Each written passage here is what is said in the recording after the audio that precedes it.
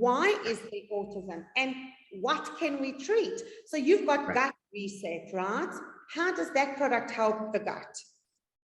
So gut reset is our shelf-stable probiotic. So again, probiotics are those good bacteria that live in our intestines. They help us with digestion and they help mediate inflammation. And so gut reset is a great place to start if you're looking for a dairy-free, gluten-free probiotic that has the strains that are going to help you. You know, and on top of the gut reset, what we often will do is add digestive enzymes, which are extremely important because you got to make sure if your gut is not digesting your food, you're not getting any of the good stuff. So digestive enzymes, probiotics are a great basic place to start. And it makes sense, right? If you're not digesting your food, you can't extract essential vitamins and minerals to feed the brain. Now, you've also got gut immune access. And that can really help leaky gut, which you mentioned is common in children with autism. Tell us about this product. So gut immune access is a combination of something called glutamine. And glutamine is an amazing protein to heal the gut. We use it for ulcers. I tell people, if you have an ulcer, I can cure it in 3 days. I just give glutamine and you're all set. So it's wonderful because our gut, our intestines are constantly regrowing. You know, you'll get a new intestinal lining every 3 days. It is constantly regenerating. But it's a seesaw of how much inflammation is causing the damage and how fast can my body repair it. So something like gut immune access is a combination of glutamine and some other herbs like aloe and marshmallow that will increase that healing, hopefully faster than the inflammation is destroying it. You know, when I tell parents that they have to cut gluten and dairy from the diet, they either laugh or they look at me funny, like I swore it there. And they go, no ways, I can't do this, you know. And I've explained to them, but so many of the kids just genetically don't have the digestive enzymes to break down gluten and dairy. Tell us more about gluten and dairy. Well, gluten and dairy, and again, this also differs based on what country you live in. The quality of the gluten and the quality of the dairy. They're very inflammatory foods. They create a lot of inflammation for a lot of people, some people more than others. You know, different countries have different types of cows, and that will produce different protein structures in the milk. So some people will react to dairy and some people won't, depending on where you are. Like we have a lot of patients who have a lot of intestinal problems here in the US, and then they'll go to Europe on vacation and they'll eat the same foods. They'll be like, I was fine, I must be cured. Then they come back here to the States and eat the US food and they feel horrible again. So I think we do have a kind of a country to country food quality, you know, factor in there. But gluten and dairy in general are very inflammatory and a lot of people react to them. So it's just very common for people to have these type of reactions. It's not the autism causing those reactions. It's just your genetic makeup. I don't do well with it. Like my daughter, I've got a 9-year-old. We raised her gluten-free, dairy-free from birth. Okay, that makes it easy. Trying to force these diets in when your child's older is a lot bigger struggle. And you know, as she got older, we decided to experiment, and so we gave her some gluten. And you know what? She was okay. Then we gave her some dairy, and then everything exploded. The stomach problems, the behavioral problems were immediate. And so that's a wonderful trial and error for my daughter personally. Hey, you do okay on these foods and you do horrible on these foods, so we're not going to eat these foods. And again, using my daughter as an example, it wasn't just dairy. It turned out to be things like olives and pickles and orange cantaloupe that she had horrible reactions to. You know, my wife is allergic to eggplants. You'd think it's a nice, healthy food. You know, her knees swell up and she can't even walk the next day. So we're all different on what foods we do well with. But let me say this. If you don't try it, how do you know what could have helped your child? Yeah. So the parents will often walk out of the doctor's office in South Africa and the doctor will have recommended psychiatric medication, and I'll say, well, those medicines have serious side effects. Why not try a diet? What is the serious side effect going to be? You know, like how much harm is there in that? Now, one thing a parent of a child with autism wants, and I know I was their parents, is that they want language. They want to hear their child's voice. I long to hear my son's voice. My oldest son was extremely apraxic. He had the speech motor planning challenge. Yeah. I was very sad about it. It really, really was hard to get him to say sounds. Autism's a spectrum. I mean, even the apraxia, which is a speech motor element, is different for different kids. But even my oldest son, David, and he's now 20 years old, by the way, we never gave up on his vocal speech. And my message to parents today is to never give up on vocal speech, because as you uncover more about what's causing the autism symptoms for your individual child, there will be things that help. And then there will also be rehabilitative interventions that will help. And so my son, even in his teenage years, was able to say certain sounds that he couldn't say when he was 5 years old. And so my son does at 20 rely mainly on a communication device, but there are words that he can say, and he worked really, really hard to acquire those. But we also work very hard to uncover the medical reasons as to what was blocking that language and those vocals from coming. Now, what do you recommend to parents that they can use to treat apraxia and the speech motor challenge? So in my practice, and again, this is my 19th year, working with kids on the spectrum. Wow.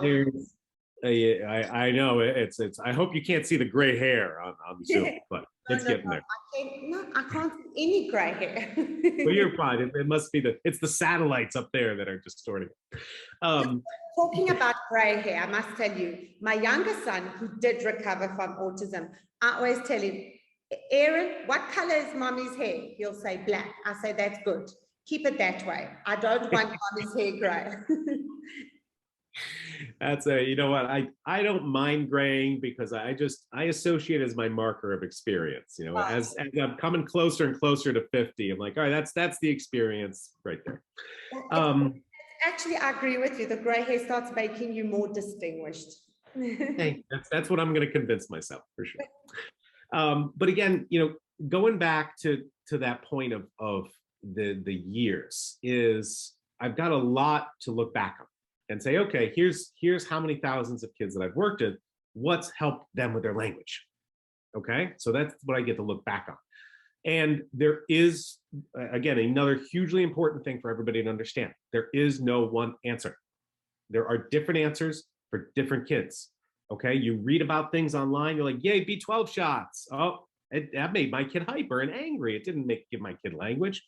There are different treatments. Some work for some. They don't all work for all. If you try something and it doesn't work, don't give up. Try something different. Okay, so that's the big underscore of this. When I see what has helped my kids with language, number one and most importantly is balancing the chemicals in your brain, and I'll get to that in a little bit. Also, some kids will start to talk through detoxification.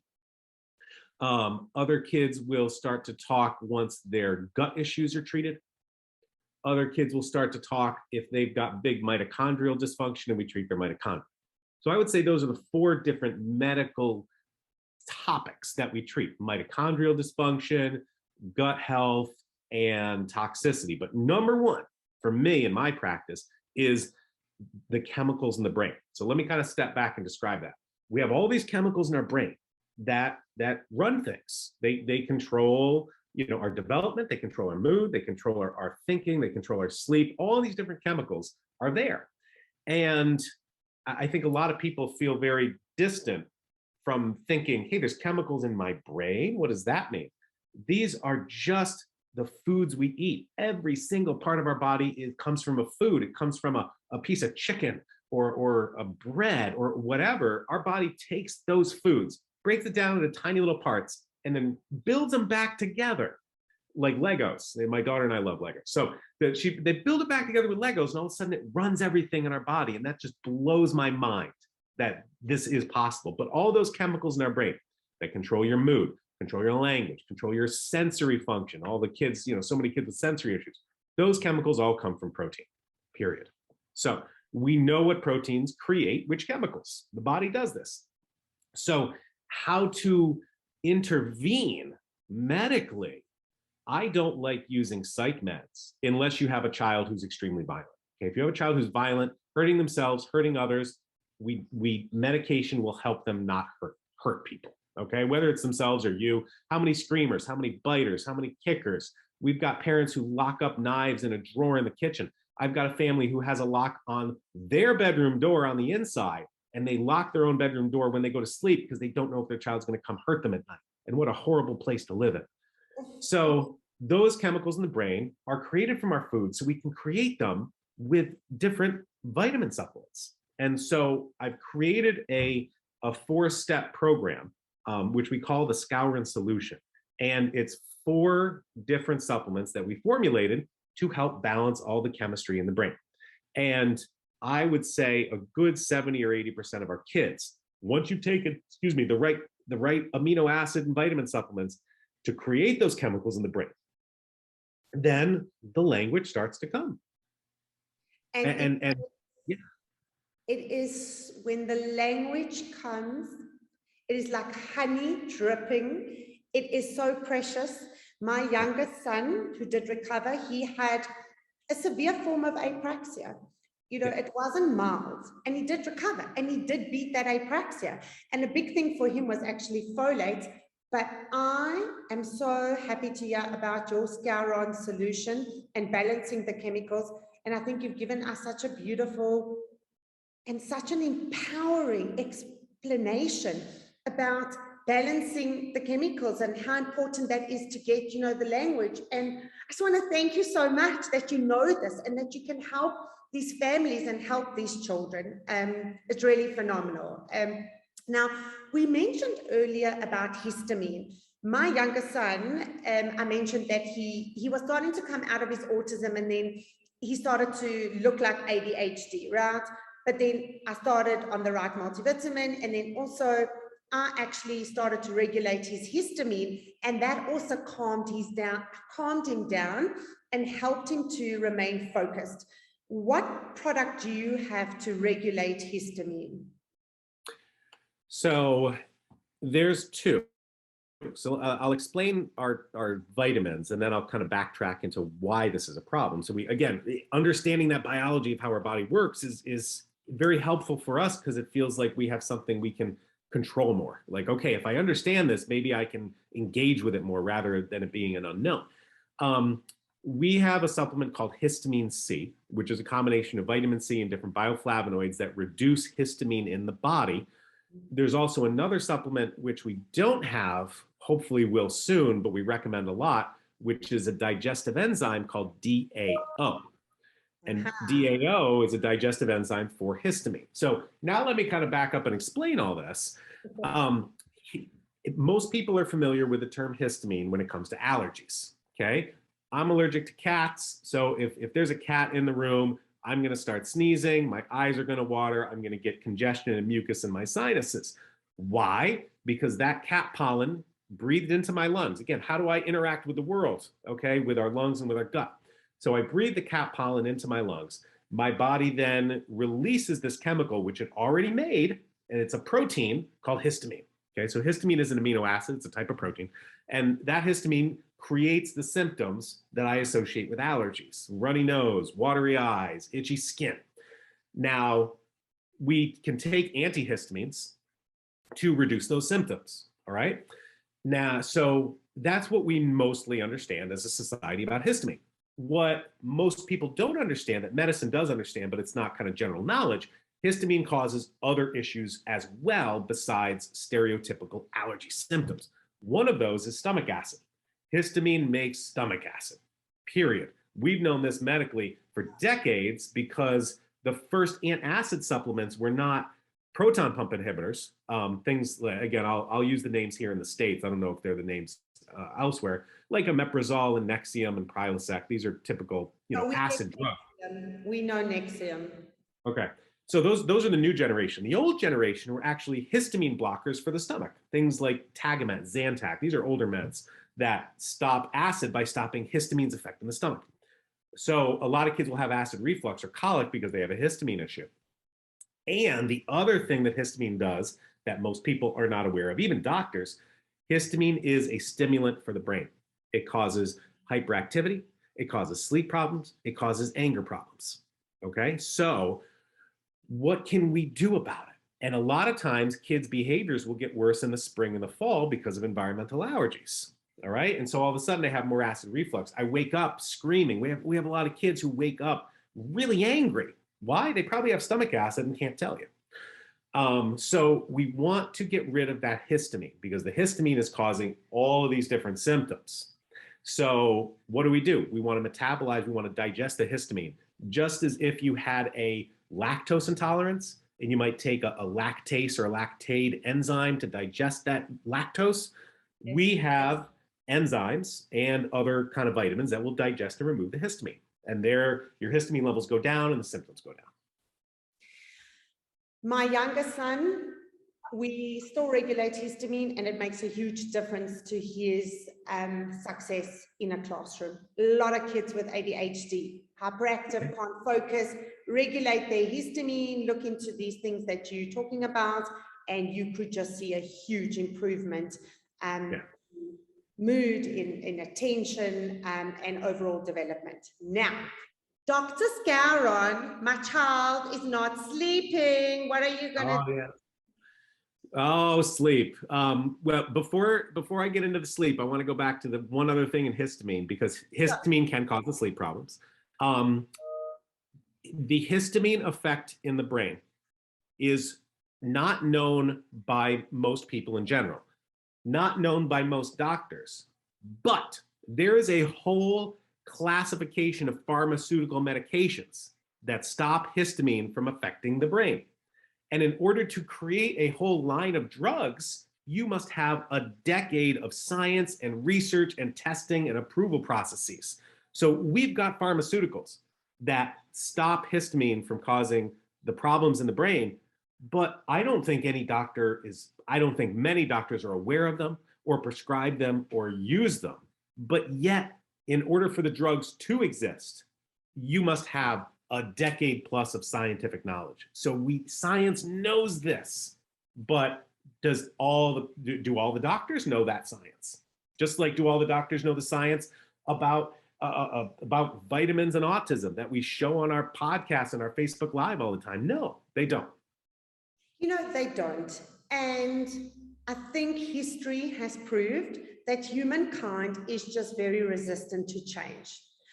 But a lot of doctors do just keep their eyes shut, you know. But as parents raising children on the spectrum, it's very encouraging to hear you speaking today and to know that there are doctors like you who have read the research and who have the experience and can help the children heal. Now, we were talking about the sleeping, because I'm pulling my hair out, I can't sleep. What are you going to do for my family? All right, so there's two parts about sleep. The first part about sleep is falling asleep. Yes. And the second part is staying asleep, okay? So a lot of our kids have sleep problems. My daughter was a horrible sleeper. She never slept through the night till she was 7 years old. So we had thousands and thousands of sleepless nights, and sleep deprivation is torture, and it caused a lot of issues, not just for the kids, but for the parents as well. So there's different things that we can look at.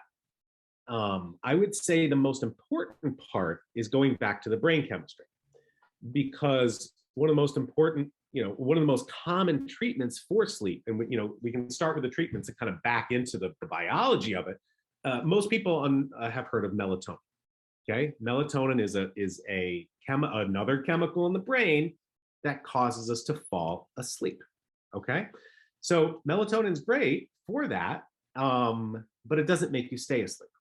And so we can kind of get into the whole, analogy of melatonin, and melatonin is what the brain produces when everything gets dark. So, we want to make sure that we create not lifestyle changes at home. Is my child ready to wind down? Are things dark? Are things quiet? Can that start to initiate the sleep part of the brain? Now, melatonin is a brain chemical. Remember, that comes from our food. It comes from the same pathway as serotonin. So serotonin is a chemical that brings happiness, peace, and love and calmness to the brain. And serotonin and melatonin are in the same pathway. So we can start to use the same vitamins, the same proteins to create more serotonin, more melatonin, more peacefulness and calmness in the brain to help with sleep. So a lot of times we'll use, one of those vitamins in our Scouring Solution is called super serotonin support. It's a great way to encourage all those chemicals to wind you down. Now, that's all about falling asleep. That's not staying asleep.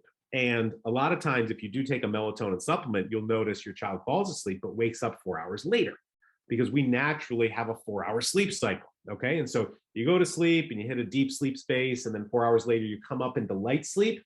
And then hopefully you go back into another deep sleep for another 4-hour session. Some kids don't do that. Some kids pop up as soon as they wake up because the rest of their body is not being calmed down.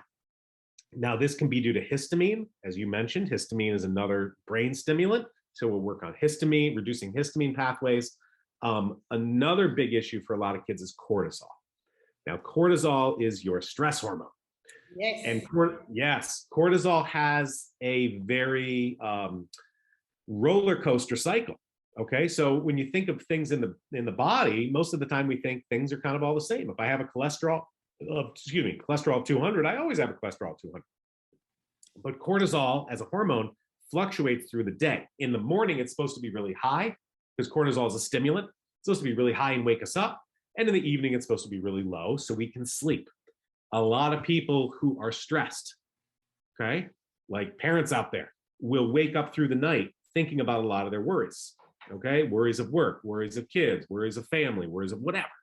And that's all from cortisol. That's all from the stress hormone. So the kids as well have an internal stress, and it's internal stress of their medical condition.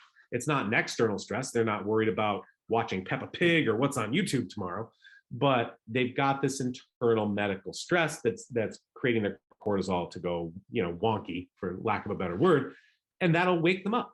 So we can start using different herbals, different supplements to keep them asleep. So again, it's this falling asleep versus staying asleep kind of differentiation. Yeah, but it's so important. I'm just so encouraged to know that there is something you can do about keeping them to sleep, because a lot of parents are pulling their hair out and they just can't get the kids to stay to sleep. I agree with you. Some kids can't fall to sleep. My oldest son has used melatonin for years, thank God. But to stay to sleep is another story. So thank goodness you have a solution for that.